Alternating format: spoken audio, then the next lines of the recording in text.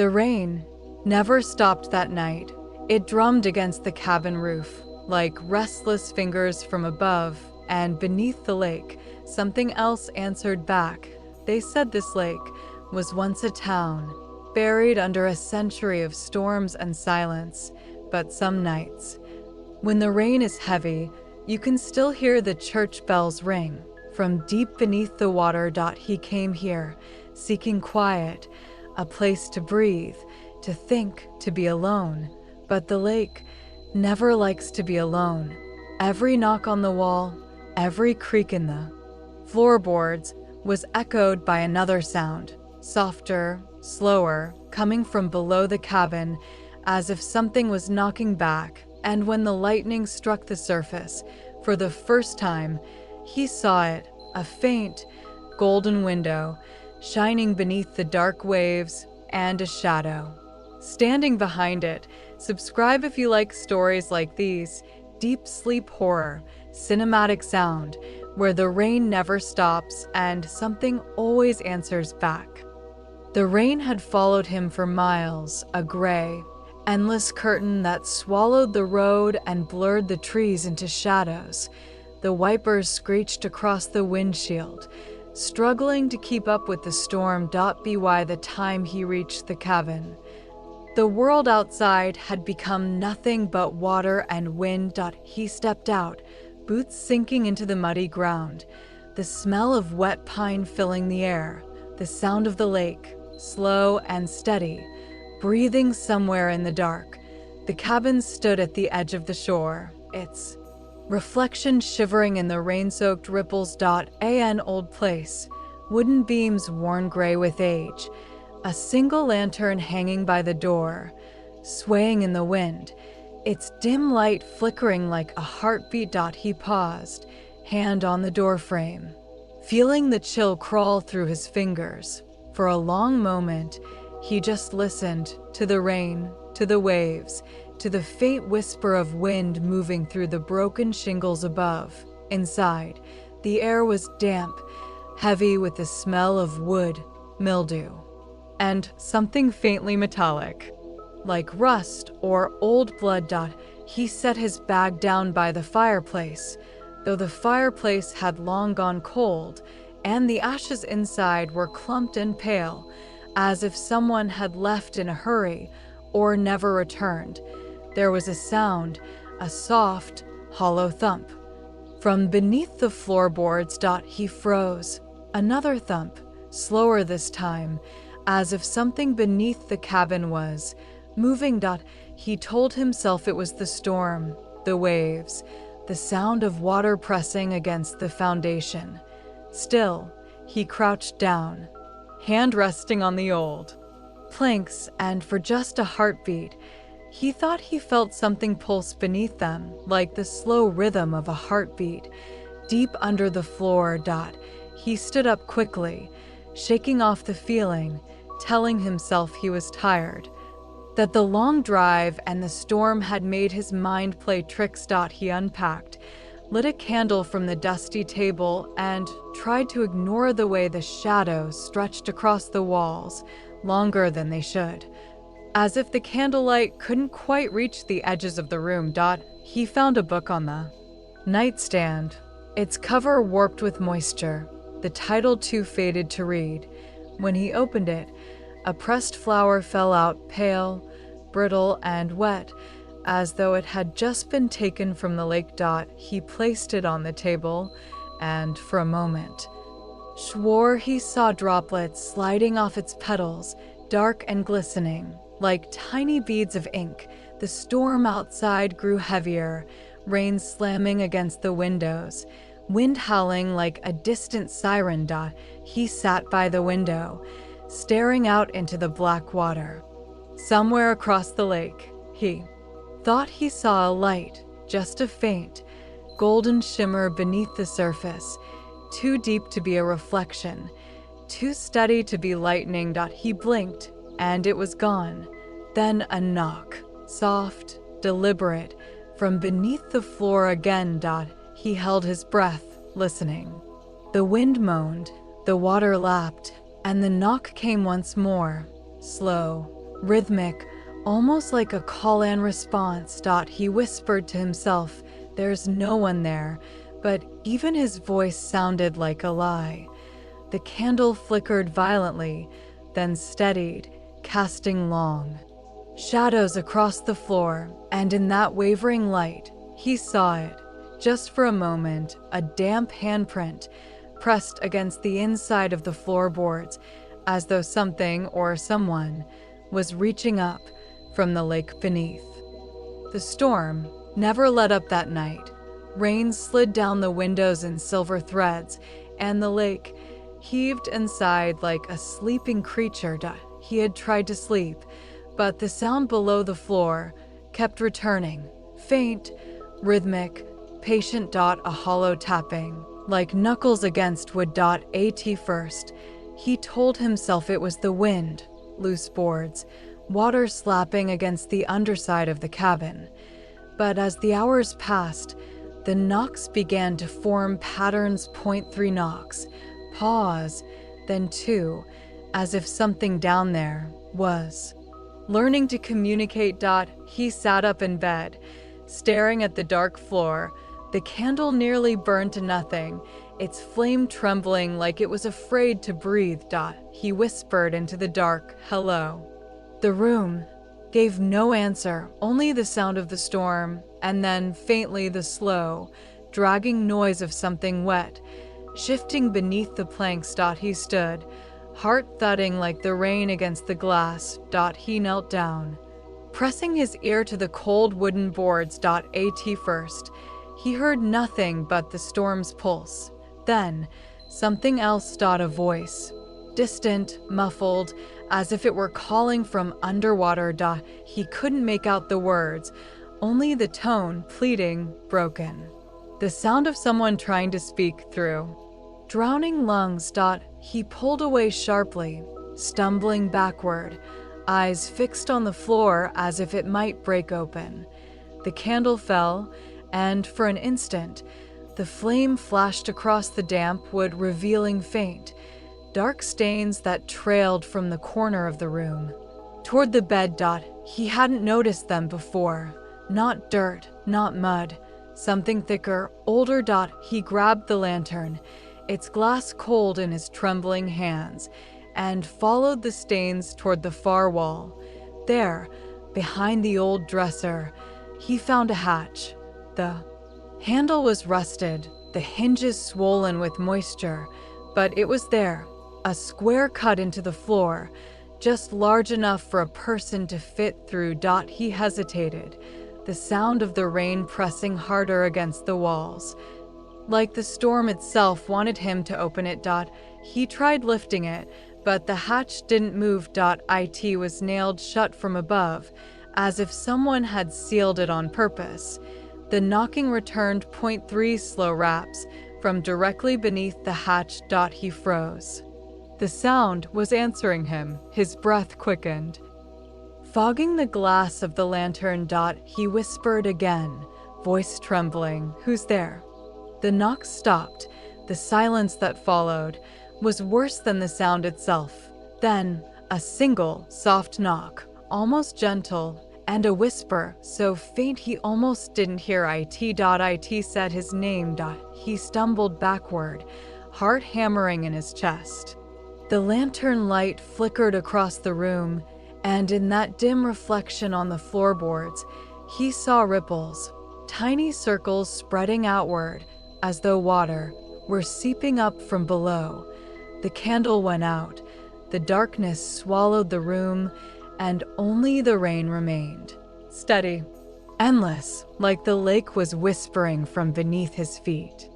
Morning came slowly. Dim, gray light spilled through the curtains, painting the cabin in cold shades of blue. The storm had not ended, only softened, the rain now a whisper instead of a roar. Like the world itself was trying not to wake something.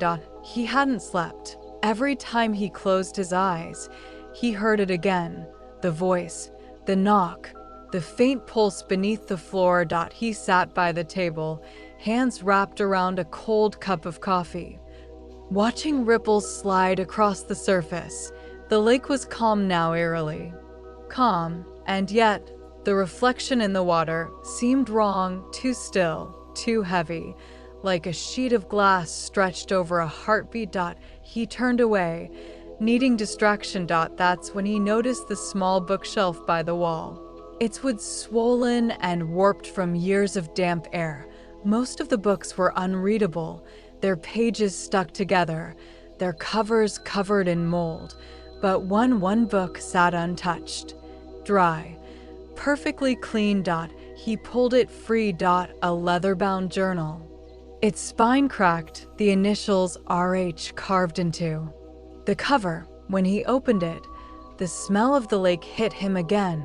Wet moss, old paper, and something faintly metallic, something that made his stomach turn. The first page was dated 1967. The flooding begins tomorrow. They say the water will rise slowly, but the ground has already started to tremble.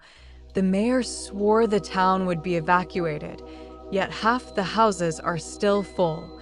People don't want to leave their dead behind. He flipped through more pages, each one worse than the last. Drawings of half-submerged houses, sketches of church spires disappearing beneath waves, notes about bodies surfacing at night, eyes open, mouths moving without sound.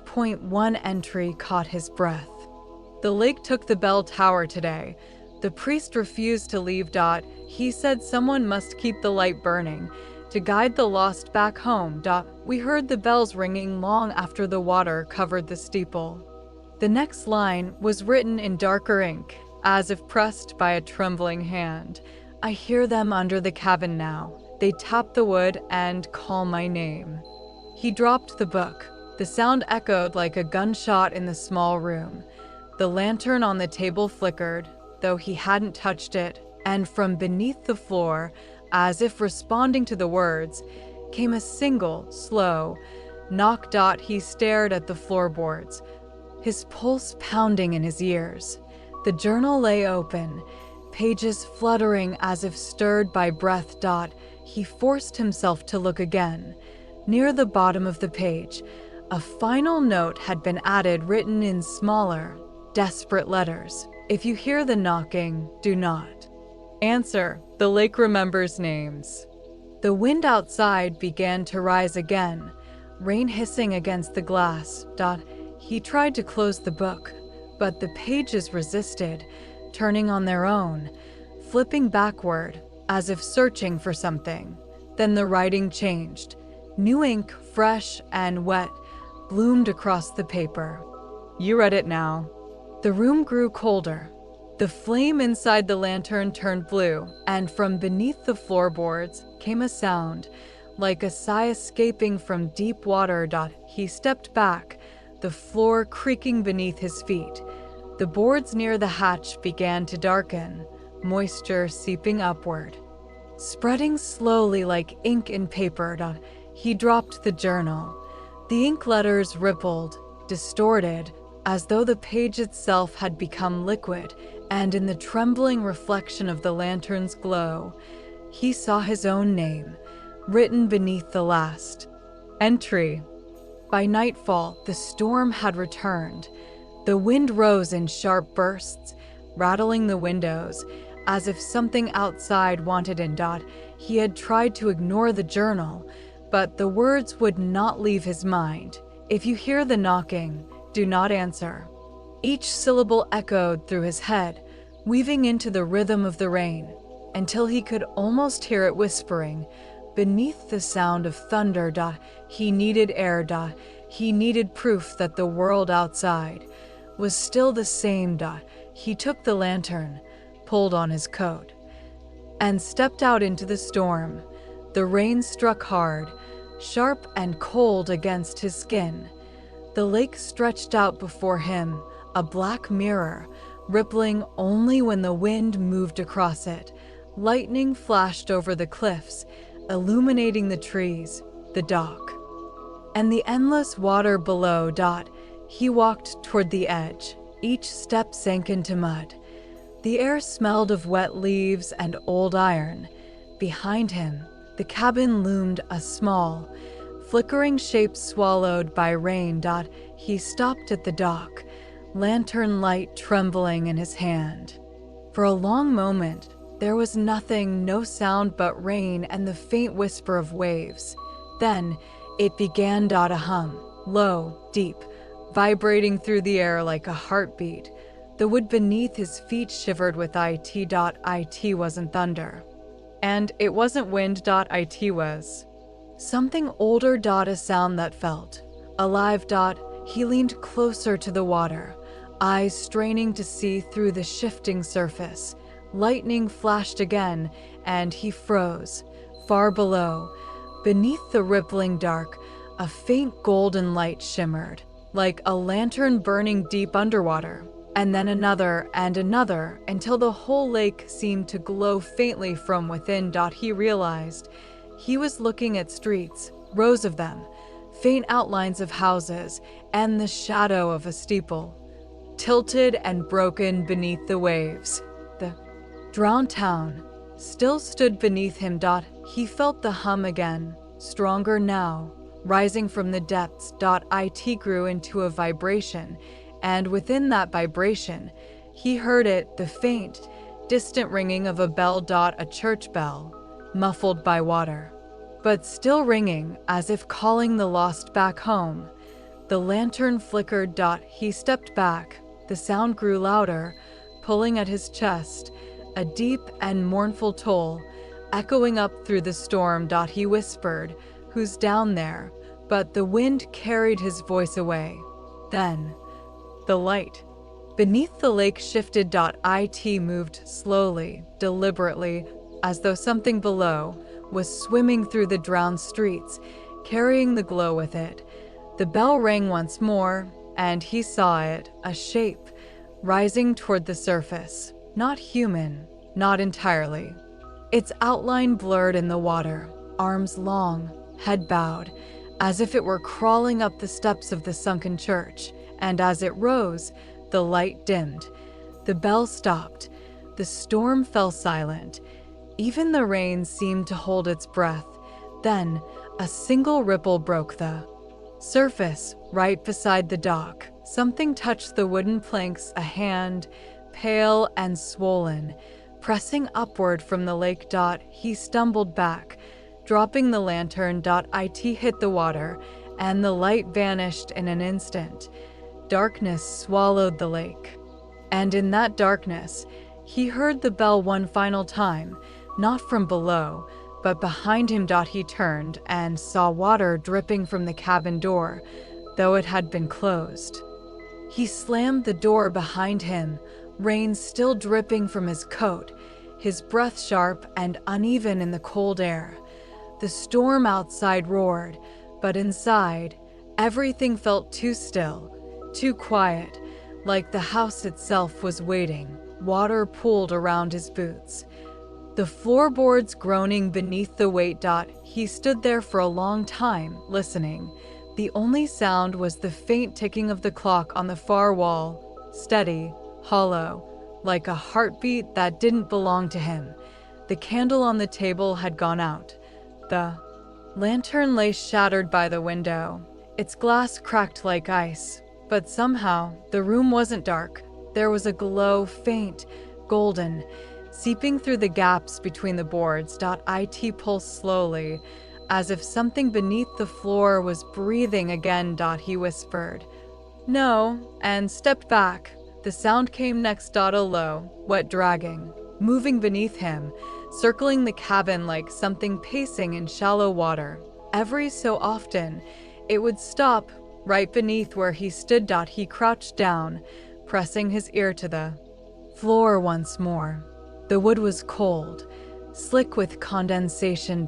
He heard the whisper again, faint, distant, like words carried on a current. He strained to listen. The voice came clearer this time, a woman's voice, soft and trembling, as if spoken through a veil of water. "Help me." He froze. The voice rose, barely audible through the creaks and the storm. "Help me. Open the door." His heart pounded. he looked toward the hatch. The same one sealed shut with rusted nails. A single droplet of water ran down from its edge, splattering softly onto the boards. Then another and another. The air grew colder. His breath came out white. The window panes began to fog, though the air outside was warm. And then he heard it again, the slow, careful knocking. Point 3 times. Pause. Point 2 times. Exactly as before. He whispered to himself, "Don't answer it," repeating the warning from the journal, as if saying it aloud could keep the thing below from hearing him. But the knocks grew louder. The wood trembled. The candle on the table flickered back to life, its flame bending toward the floor, drawn by something unseen. The whisper grew closer now, not from beneath the floor, but from within the walls themselves. He turned his head slowly, eyes tracing the cracks that ran up the wood. Tiny streams of water began seeping through the seams, sliding down the walls like tears. The voice came again, this time from the far corner, behind the bed. "Help me, please." He backed away. The boards creaked beneath his feet. Then a new sound joined. Breathing. Wet, rattled breathing, coming from behind the wall. He could hear it clearly now, a steady inhale and a slow, broken exhale, as if lungs filled with water were struggling to remember how to breathe. He shouted, "Who are you?" The breathing stopped. Silence. Then the faintest whisper, so close it felt like it was beside his ear. "You read the book." He stumbled back, knocking over the chair. The candle went out again, and the darkness swallowed the room whole. But the glow beneath the floor remained stronger now, spreading like veins of gold through the wood, tracing patterns that pulsed in rhythm with his heartbeat. He stood frozen, watching as the light crawled up the walls, reaching toward the ceiling, and for just a moment, the reflection of that golden light flickered in the glass window. There, in the reflection, he saw her, a woman's face, half submerged, eyes open, staring at him through a veil of black water. He turned, but no one was there, only the sound of dripping water and the whisper that now came from all around him, circling like a current in the dark. "Open the door," it said. "Let us breathe." He couldn't sleep, not after that voice, not after what he saw reflected in the window, those pale, unblinking eyes staring back, as if the lake itself was watching him. The night dragged on, each minute longer than the last. The rain never stopped. The clock on the wall had frozen at 3:07, its hands trembling but never moving. He sat at the table, the candle barely alive, shadows crawling up the walls like hands searching for warmth. The journal lay open before him, the page smeared, the ink blurred from where his wet fingers had touched it. He read the last words again, over and over, until they burned into his mind. "If you hear them call your name, do not answer. If they knock, do not open. But if they start to breathe through the walls, it's already too late." He shut the book. The sound of breathing was still there, low, rhythmic, like the tide against the shore. Only this time, it wasn't coming from the walls. It was coming from beneath. He stood slowly, his shadow stretching long across the floor. The glow under the boards pulsed again, a sickly golden shimmer that grew brighter each time he exhaled. The hatch rusted, old, its edges sealed with nails that looked centuries old, sat like a scar in the center of the cabin. He stared at it, his heartbeat sinking. With a faint knocking below, once, twice, pause, 3 times again.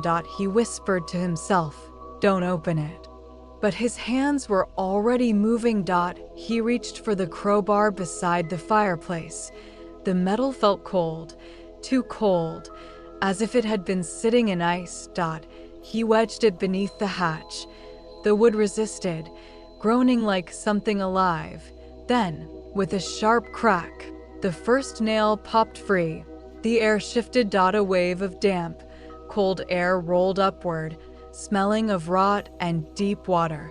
His candle flickered violently, then steadied, its flame bending toward the open crack. He hesitated.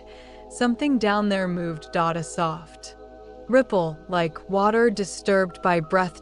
He leaned closer, the light trembling in his hand. The darkness below shimmered faintly, as though reflecting something unseen. Then a whisper rose from below, soft and trembling. "Please." It was the same voice, the same woman. Only this time, it wasn't distant. It was right beneath him. He whispered, "Who are you?" No answer, only the sound of slow, careful breathing. He pried loose another nail. The glow spread wider. The floorboards shivered as if something was pressing against them from underneath. Straining to rise. He pulled at the final nail. The hatch gave way with a shriek, slamming open as a rush of air burst through. The candle blew out. Darkness swallowed everything. For a long moment, there was nothing, no sound, no movement, just the soft hum of the lake's voice echoing in his ears. Then, a single drop of water splashed onto his face. He looked up, but it wasn't raining inside. Another drop, then another. He raised the candle again, its small flame trembling as it caught light once more, and what he saw made his breath stop. The open hatch was not a hole in the floor. It was a surface, shimmering, liquid, a pool of water where no water should be, black as glass and perfectly still. He stepped back, his reflection staring up at him from the liquid surface. But as he moved, his reflection didn't. It stood still, and then it smiled.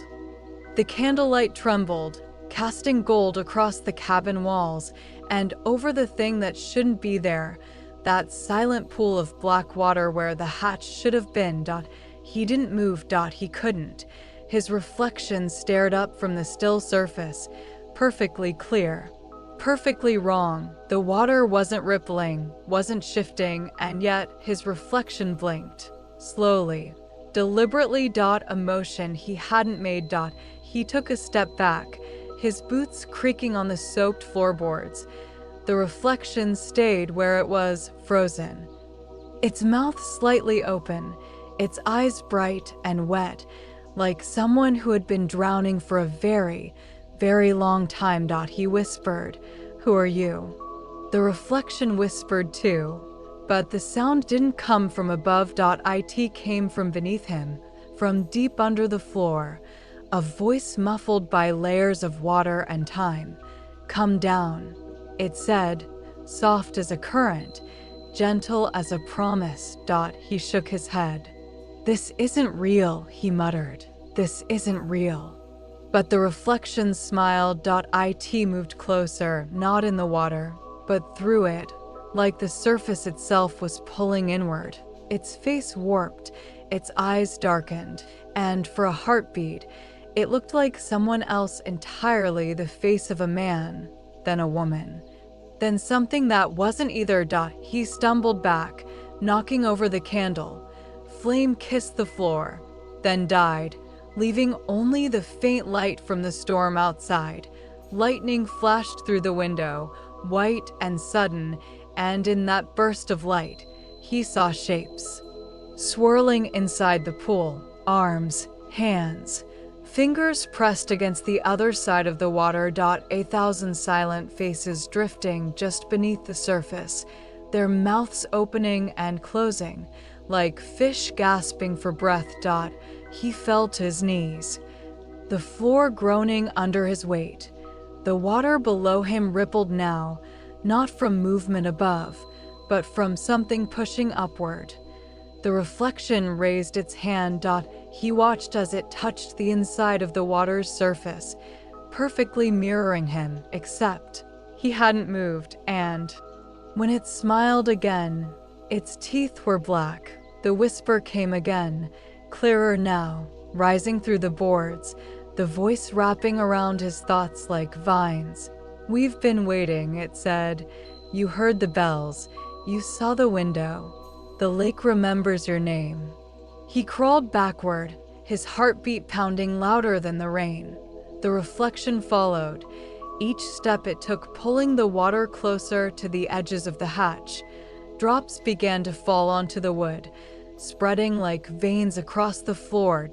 He grabbed the journal, his hands shaking, flipping through the pages until one note caught his eye, a rough sketch of the cabin, the hatch, and beneath it, a circle marked "Do not break the seal."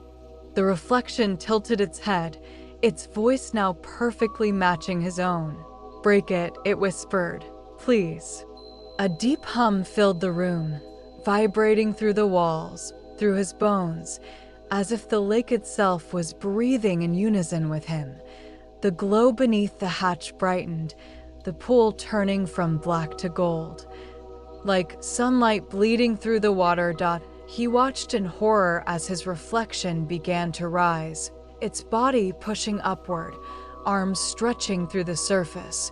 Water spilled onto the floor, cold, endless, as though the lake was climbing into the cabin. He screamed. Slamming the hatch shut, the sound echoed through the room, the boards trembling beneath his hands. But even as he locked it, the whisper didn't stop. It came from inside his head now, and when he looked into the mirror across the room, the reflection was still there, smiling back at him. From the wrong side.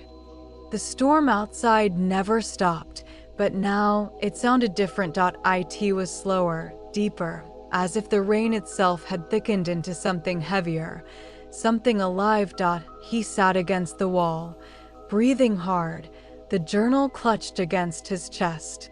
The hatch was sealed again, the nails half bent, the wood soaked through, but the glow beneath it hadn't faded. It pulsed, like a dying heartbeat, or a light trying to remember how to live. He stared at it and realized.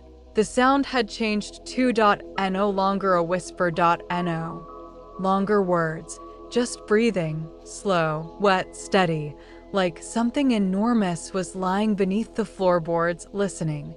The mirror across the room shivered. A drop of water ran down its center, splitting his reflection in two. Then another drop. And another. He turned toward the window. Rain lashed against the glass. But the water outside wasn't rising from the lake. It was rising from below. The boards around the hatch were swelling, darkening, soaked from inside out. Water bled through the seams, thick, cloudy, and freezing to the touch. He pressed his palm against the wall and felt it breathing. The voice returned, faint, rippling through the wood, through the floor, through him. "It's not the storm. It's the lake. It's waking." He stumbled backward, his boots splashing into a shallow pool that hadn't been there moments ago. The air felt heavy now, damp and metallic, like the inside of a flooded tomb. He looked down and saw faces, drifting in the water around his boots. Not real faces, but reflections, warped and weeping, moving like ripples. Each one whispered something different. A name. A plea. A scream swallowed by water. He dropped the journal, its pages flaring open, the ink spreading like veins across the soaked paper. The last page was nearly gone, but one line still remained. "When the water remembers your face, you cannot leave." Lightning split the sky, thunder rolled through the cabin, and with it the floor groaned, buckled, and the hatch burst open. A surge of black water exploded upward, throwing him against the wall. The candle went out instantly. Darkness swallowed everything, except the faint golden light, shining from beneath the flood. The water filled the cabin in seconds, rising up his legs, up to his chest, icy and thick. He gasped for breath, but the air tasted like rot and rust. Something brushed past his leg, something cold, something that moved like it remembered how to crawl. He tried to climb the stairs, but his hands slipped on the wet railing. The water rose faster, slapping against the ceiling beams, and through it all, he heard the sound again, those same distant bells, ringing faintly through the water, just as they had the night he arrived.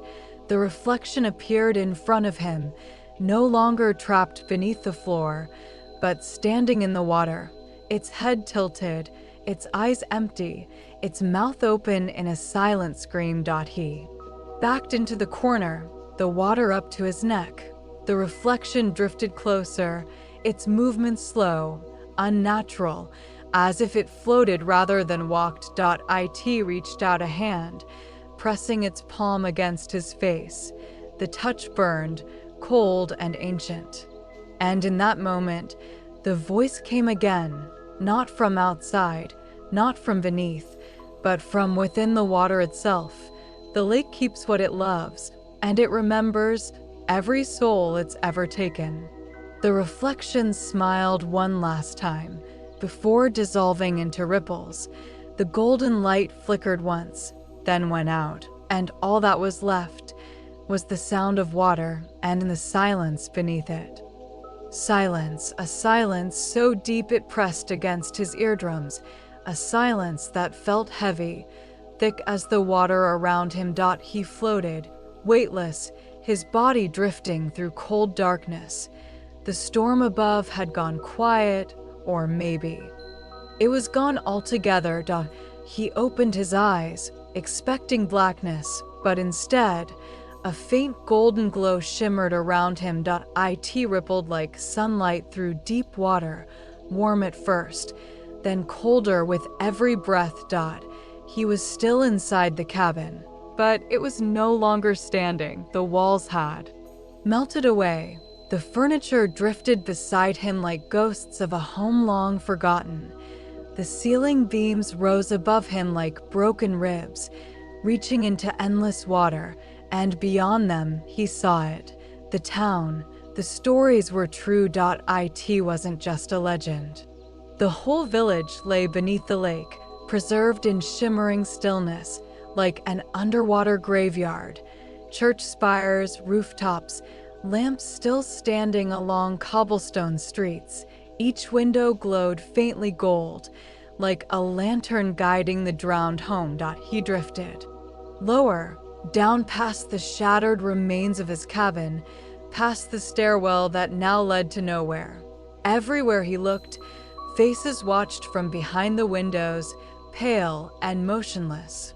Not alive, but not gone either. He tried to speak, but bubbles left his mouth, rising toward a surface that no longer seemed real.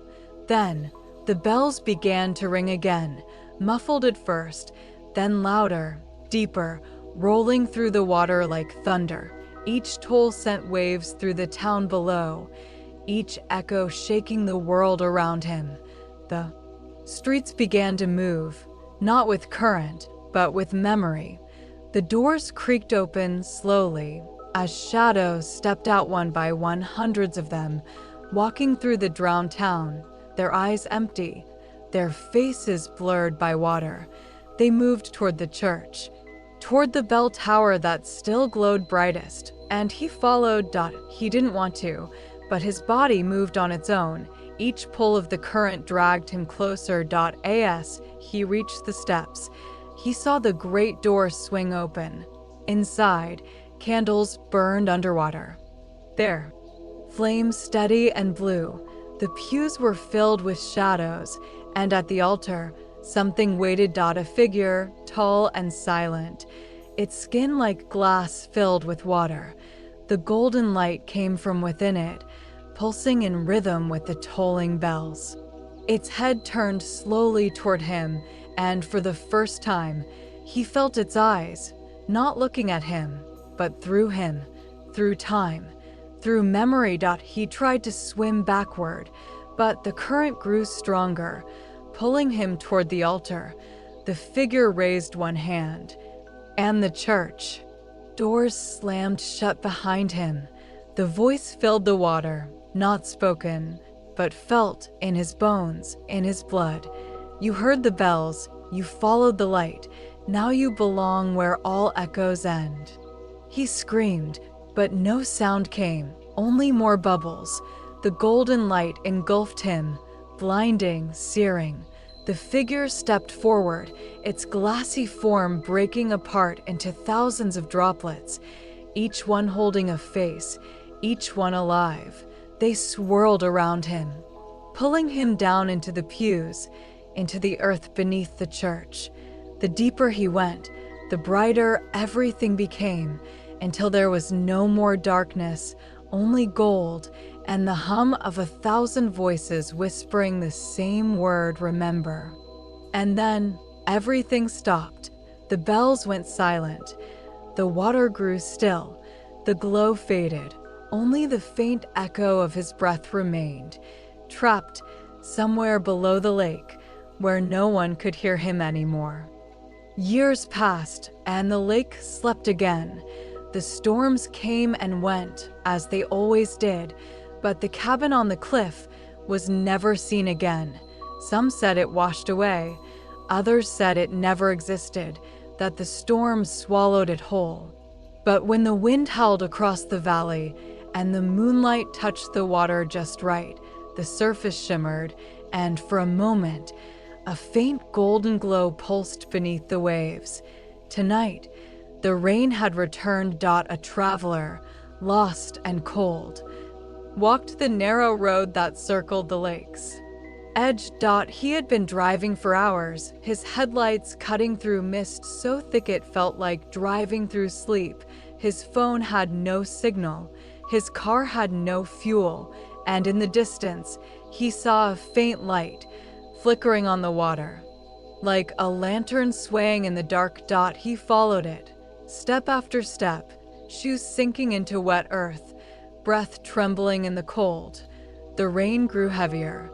The sound of waves grew louder.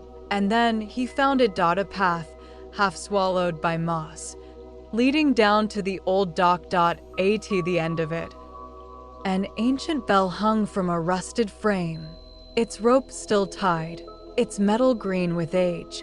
Beneath it, a plaque barely readable through the rain.